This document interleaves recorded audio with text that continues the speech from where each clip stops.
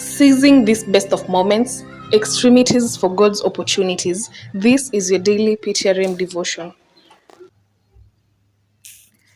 That I may know him, 8th January, a sad day for the universe.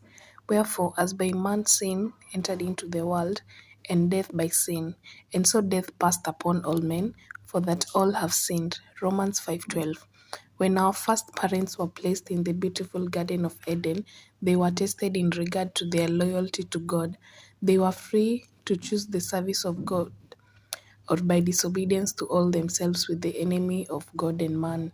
If they disregard God's commands and listen to the voice of Satan as he spoke through the serpent, they will not only forfeit their claim to Eden, but to life itself. The first great moral lesson given Adam was that of self-denial. The reins of self-government were placed in his hands. Judgment, reason, and conscience were to bear sway. Adam and Eve were permitted to partake of every tree in the garden save one. There was only a single prohibition.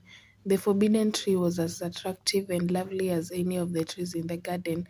It was called the tree of knowledge because in partaking of the tree of which God had said, "Thou shalt not eat of it," Genesis 2:17, they would have a knowledge of sin and experience in his disobedience.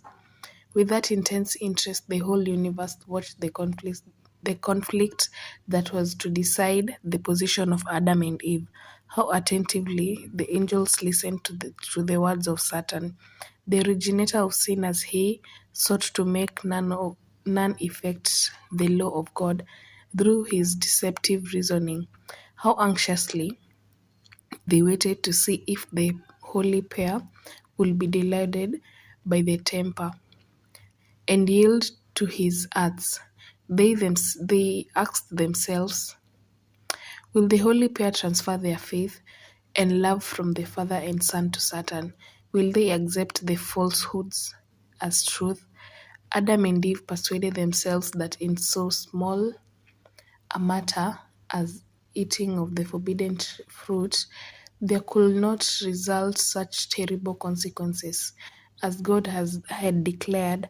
But this small matter was sin, the transgression of God's immutable and holy law, and it opened the floodgates of death and untold war upon our world. Let us not esteem sin as a trivial thing.